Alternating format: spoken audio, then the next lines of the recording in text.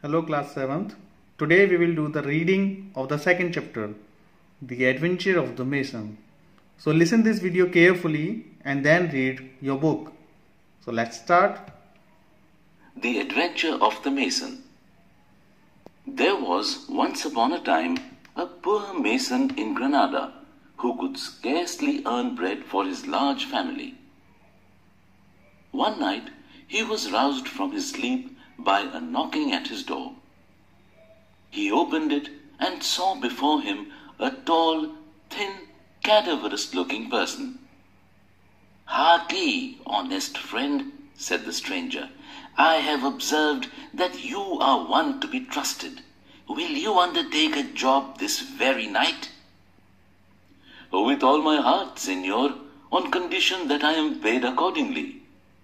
"That you shall be, but you must suffer yourself to be blindfolded."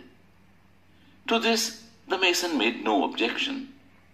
So, being blindfolded, he was led by the stranger through various rough lanes and winding passages until they stopped before the portal of a house. The stranger then applied a key, turned a creaking lock, and opened what sounded like a ponderous door. They entered, the door was closed and bolted, and the mason was conducted through an echoing corridor and a spacious hall to an interior part of the building. Here the bandage was removed from his eyes, and he found himself in a court dimly lighted by a single lamp. In the center was the dry basin of an old Moorish fountain, under which the stranger requested him to form a small vault, bricks and mortar being at hand for the purpose. He worked all night, but without finishing the job. Just before daybreak, the stranger put a piece of gold into his hand, and, having again blindfolded him, conducted him back to his dwelling.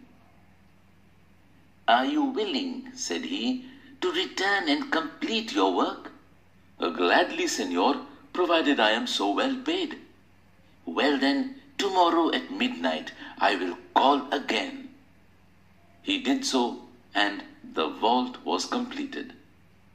"Now," said the stranger, "you must help me to bring forth the bodies that are to be buried in this vault." The poor mason's hair rose on his head at these words. However, he followed the stranger with trembling steps into a retired chamber of the mansion, expecting to see some ghastly spectacle of death, but was relieved on seeing 3 or 4 portly jars standing in one corner. They were evidently full of money, and it was with great labor that he and the stranger carried them to their tomb. The vault was then closed, the pavement replaced, and all traces of the work were erased. The mason was again blindfolded and led forth by a route different from that by which he had come. After they had wandered for a long time through a confusing maze of lanes and alleys, they halted. The stranger then put 2 pieces of gold into his hand. "Wait here," said he, "until you hear the cathedral bell toll for the morning prayer. If you dare to uncover your eyes before that time, evil will come upon you." So saying, he departed. The mason waited faithfully. The moment the cathedral bell rang, he uncovered his eyes and made his way back home.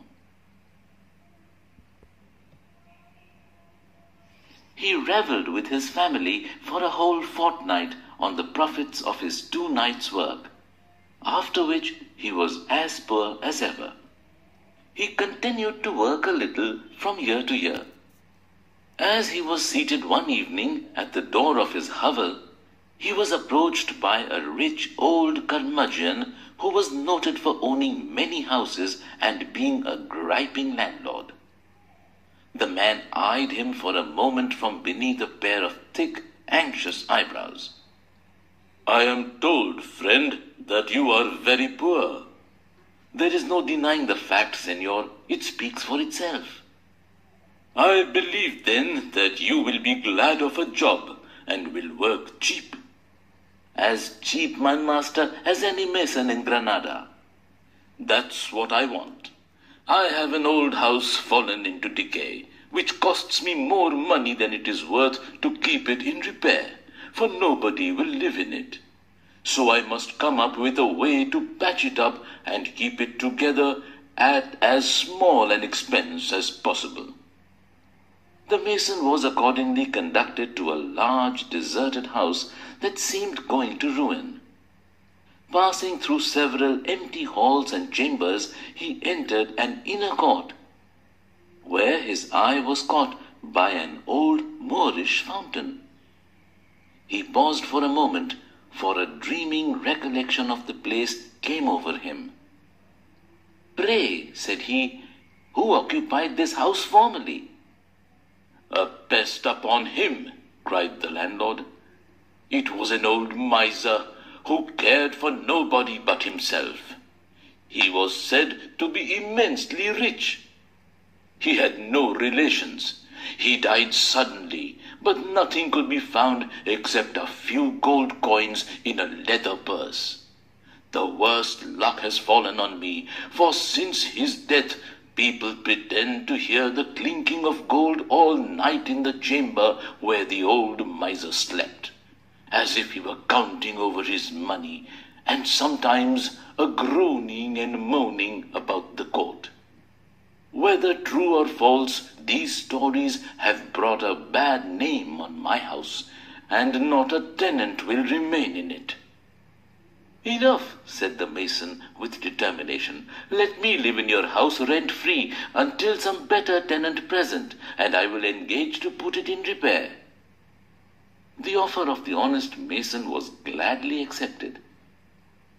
He moved with his family into the house and fulfilled all his engagements. Little by little he restored it to its former state. The clinking of gold was no more heard at night, but began to be heard by day in the pocket of the living mason. In other words, he increased rapidly in wealth to the admiration of all his neighbors, and became one of the richest men in Granada. He never revealed the secret of the vault until on his deathbed to his son and heir. Okay kids, now you have to read the chapter and write the hard words in your notebook. We will meet in the next class with the explanation of this chapter. Till then, bye bye, take care.